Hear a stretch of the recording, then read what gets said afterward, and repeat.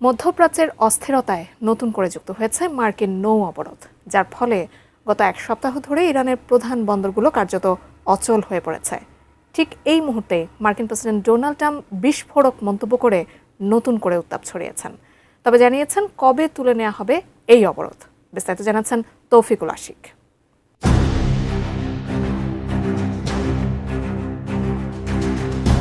মার্কিন নৌ অবরোধের মাঝে গত এক সপ্তাহে অন্তত ২৭টি জাহাজকে ইরানের বন্দরে ঢুকতে বাধা দেওয়া হয়েছে বলে দাবি করেছে মার্কিন সেন্ট্রাল কমান্ড। তবে ১৯ এপ্রিল প্রথমবারের মতো ইরানের পতাকাবাহী একটি পণ্যবাহী জাহাজ মাঝ সমুদ্র থেকে আটক করেছে মার্কিন নৌবাহিনী। সেন্টকমের প্রকাশিত ভিডিওতে দেখা যায় কমান্ডোরা ডেকের উপর নেমে আসার আগে জাহাজটিকে সতর্ক করছে। তেহরান এই ঘটনাকে সরাসরি জলদস্যুতা এবং চলমান অস্থায়ী যুদ্ধবিরতির লঙ্ঘন বলে আখ্যা দিয়েছে। অন্যদিকে ২০ এপ্রিল জলপথটি খুলে দেওয়ার ঘোষণার কয়েক ঘন্টার মধ্যেই কিছু জাহাজে গুলি চালায় ইরানের রেভলিউশনারি গার্ড। ট্রাম্পের দাবি, এই গুলি চালানো যুদ্ধবিরতির পূর্ণাঙ্গ লঙ্ঘন। এর জবাবে তেহরান বলছে তাদের বন্দরগুলোর উপর থেকে মার্কিন নৌ অবরোধ না তোলা পর্যন্ত হরমুজ প্রণালী তারা খুলবে না। অর্থাৎ তেলের দাম আকাশচুম্বী রেখে ওয়াশিংটনকে চাপে রাখাই এখন তেহরানের মূল কৌশল।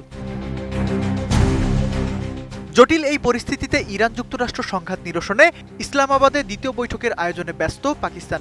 কড়াকড়ি আরোপ করা হয়েছে নিরাপত্তা ব্যবস্থায়। কিন্তু এই আয়োজনের মাঝেই ওয়াশিংটন থেকে ট্রাম্পের একটি বার্তা সবকিছু ওলটপালট করে দিয়েছে। ট্রাম্প জানিয়েছেন ইরানের সাথে চূড়ান্ত চুক্তি না হওয়া পর্যন্ত দেশটির উপর থেকে নৌ অবরোধ তোলা হবে না। নতুন বাংলাদেশ গড়তে এলো জুলফিকার স্টিল। জুলফিকার স্টিল। ইসলামাবাদে দ্বিতীয় দফার আলোচনার প্রস্তুতিতে মার্কিন প্রতিনিধি দলের নেতৃত্বে থাকা ভাইস প্রেসিডেন্ট জেডি ভ্যান্স, বিশেষ দূত স্টিভ উইটকফ এবং জ্যারেড কুশনারের দল এখনও ওয়াশিংটন ছাড়েনি। অন্যদিকে ইরানের পররাষ্ট্র মন্ত্রণালয় জানিয়েছে এই বৈঠকে যোগ দেওয়ার বিষয়ে তারা এখনও কোনো চূড়ান্ত সিদ্ধান্ত নেয়নি। পাকিস্তানের প্রধানমন্ত্রী শাহবাজ শরীফ অবশ্য আত্মবিশ্বাসী যে তিনি দুই পক্ষকেই আলোচনার টেবিলে ফেরাতে পারবেন। বিশ্লেষকদের মতে ২২ এপ্রিল এই অস্থায়ী যুদ্ধবিরতি শেষ হওয়ার আগে যদি ইসলামাবাদে কোনো ঐকমত্য না হয়, তবে পারস্য উপসাগরে আবারও বারুদের গন্ধ তীব্র হতে পারে। তেহরানে অবস্থানরত আন্তর্জাতিক সাংবাদিকরা বলছেন, কূটনৈতিক টেবিলে কেউ হাঁটতে চায় না, তাই শেষ মুহূর্তে হলেও দুই পক্ষ মুখোমুখি বসতে পারে।